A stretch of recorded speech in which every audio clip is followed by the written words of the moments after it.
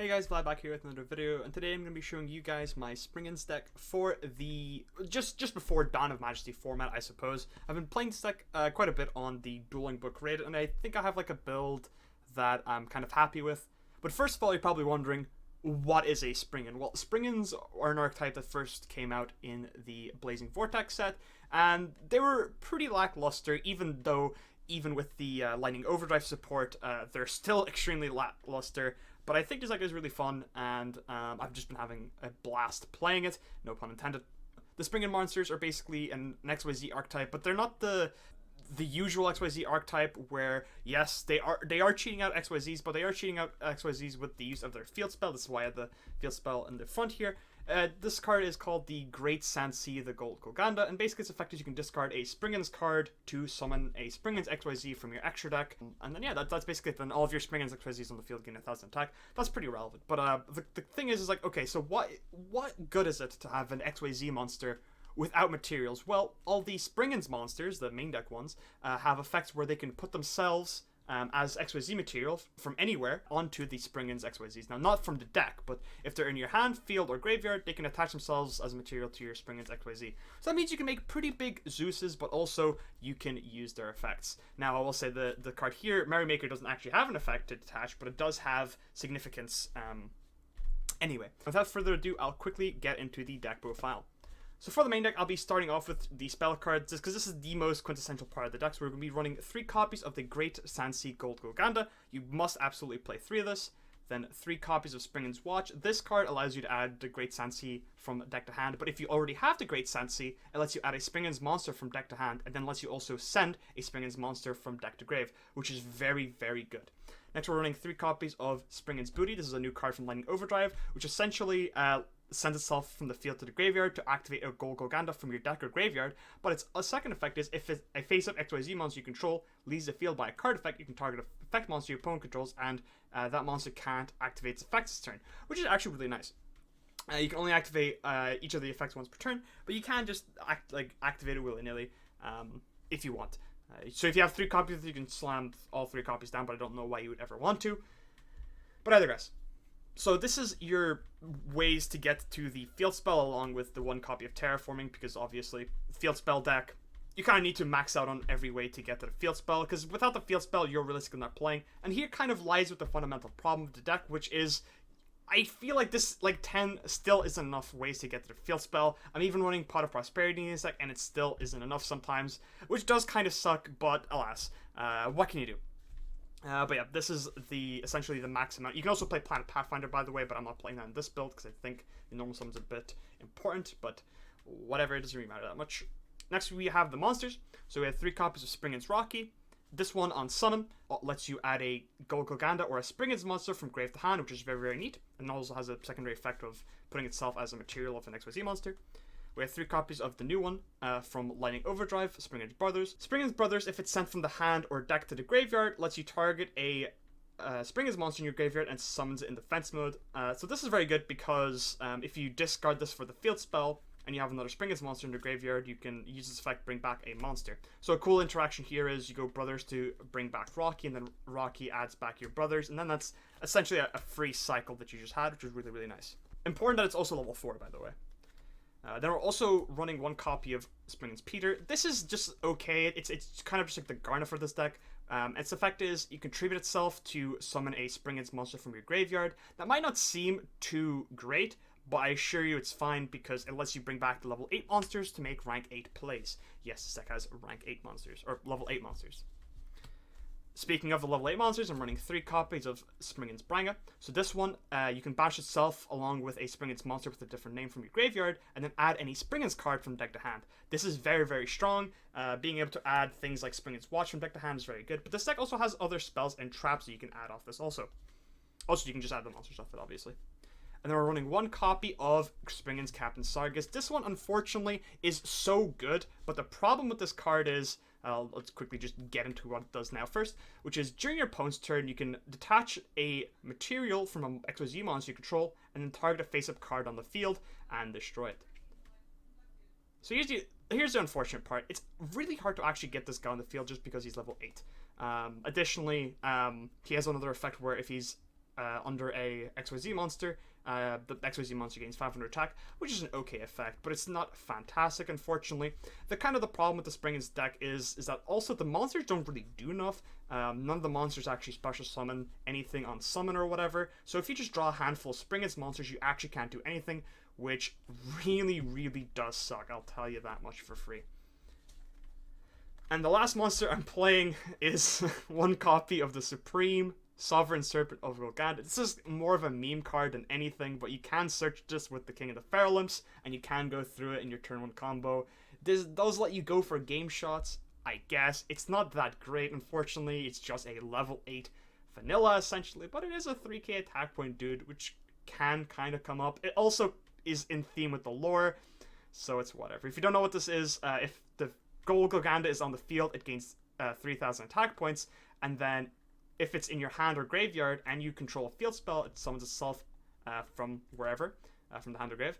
And then if the Great Sansi Gold Golganda would be destroyed by card effect while this is on the field, you can banish a monster from your graveyard instead. So if they try to Twin Twisters your Gold Golganda, you can like stop that with this. Or if they try to Ghost Ogre it, this also stops that, I guess. This isn't too great, but it's cool. It's a neat little card that you can play anyway.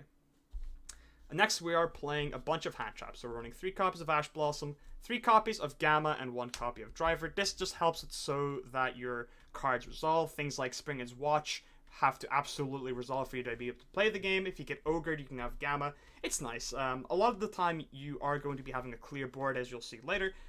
But yeah, also just a very solid hand trap. I can't really say much else about that.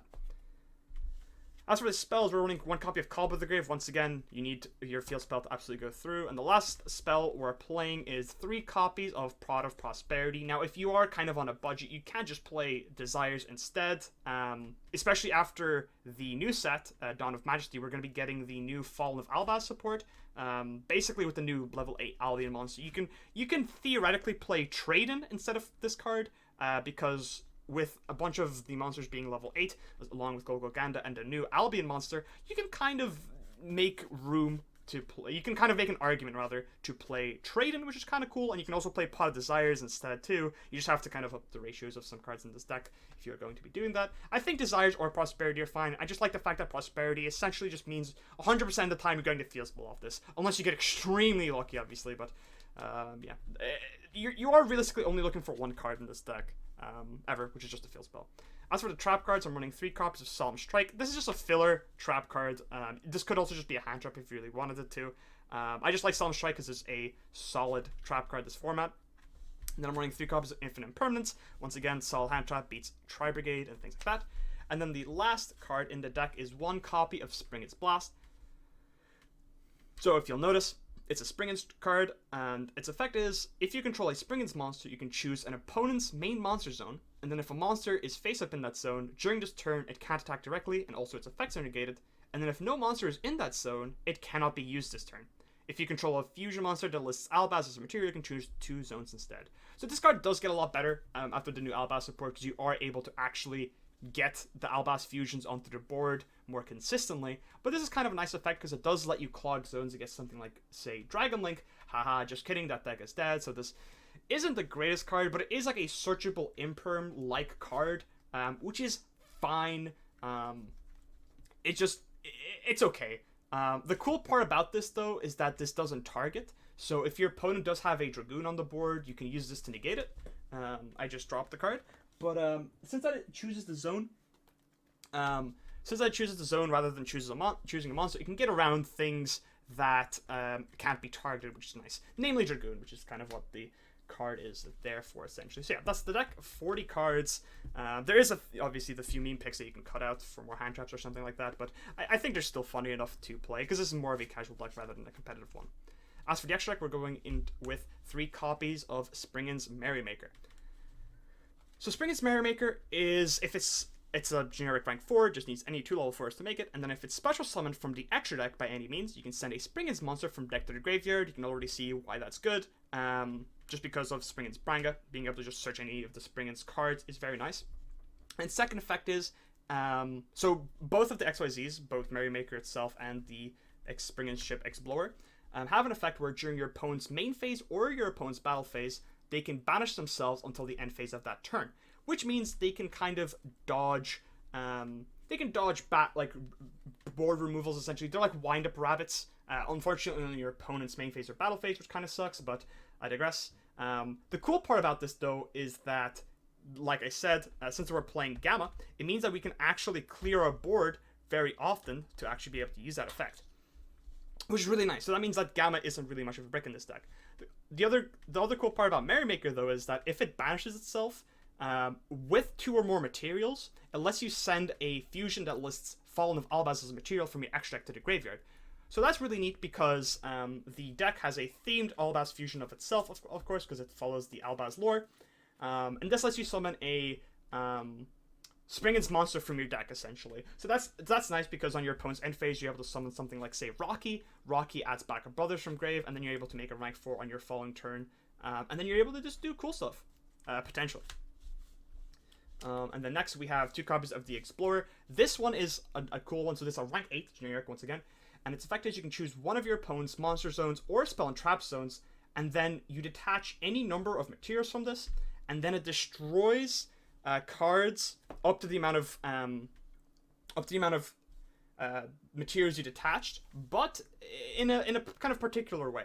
So if I use Explorer's effect, it targets a zone. If I detach 3 materials, that means I can destroy a card in this zone, this zone, this zone, or this zone, but up to 3 of those. If I, say, choose this zone, and I detach 1 material, I can pop 1 card in any of these 4 zones. If that makes sense. So it fires a crosshair. So if I target the zone under the extra monster zone, I'm able to basically pop anything in a plus radius anywhere. So you can also target spell and trap card zones with this. So if I target this zone and my opponent changes a card here, I can then pop a card that's here, here, or here, which is cool. Hopefully that made sense. But yeah, a really, really unique pop effect. Unfortunately, it obviously does pop. So it doesn't get around Dragoon. Unfortunately, it doesn't send. If it sent cards, that'd be so much cooler. But unfortunately, we still have to live with that. But it's still a cool card. A nice kind of like board removal-esque rank 8, which is kind of cool that you can cheat out with the field spell. And then as for the rest of the extra deck, we're running a copy of King of the Feral Limbs to search out the Sovereign Serpent of Golganda. We're running 1 Gigan X because all the monsters in this deck are machine, and also after siding, you're able to add cards like Cycle Reader from deck to hand against the Drytron matchup. We're running 1 copy of Abyss Dweller because it's a very good rank 4 option. Lets you deal with Sky Striker because Ray coming back every time is kind of lame, I'm not going to lie. Then we're running a copy of Dingirsu because you can kind of make rank 8s in this deck, but also the cool thing about this is that lets you add back banished machines. So something cool you can do is you can like attach a banished Spranga, attack with this, and then make a Zeus for 4 mats, which is kind of cool. Speaking of Zeus, we're running him as well. You can play another copy of this. I personally only have 1, so can only have 1 for the profile. And we're running 1 copy of Gravity Controller because there are times where you do actually want to get your Springans XYZ out of the EMZ. Believe me, it does happen. Specifically for banger plays, or Branga, whatever its name is. And then we're running a copy of Cypher Omega. This is just for Gamma. You don't really have to play the Omega, but it's nice to play it. And then the other card was the Sprint. And then the last 2 cards on our extra deck is Utopic Draco Future and Utopic Future. So this deck has a 2-card combo to be able to spit this out turn 1. Unfortunately, this is the only thing you do with that 2-card combo, and it loses to Nibiru. But it's kind of cool, I suppose. I'll just quickly show it. So for this combo, you'll need the Grand Sea Gold Golganda and either Springans Rocky or Springans Watch, whichever. We're going to be starting off by activating the Gold Golganda. We're going to be using its effect, discarding Rocky, to special summon a Merrymaker from our extra deck. Next, we're going to use the effect of Merrymaker to send from deck to grave a copy of Springans Brothers. And then Springans Brothers is going to activate to bring back our Rocky. And then Rocky is going to activate to add back Brothers from grave to hand. We're going to normal summon Brothers, and then we're going to overlay into either Geargigan X or King of the Feral Limbs, whichever one you want to. I personally like going with Geargigan because it gives us follow-up, and also if this is game 2 or 3, you're able to add Cycle Reader. So we're going to make the Geargigan, we're going to use its effect, detaching material, grabbing whatever from deck to hand, let's say Brothers. And then, as if you couldn't already tell, we're going to be turning our Geargigant and our Springans dude into a Utopic Future, and then into a Utopic Draco Future.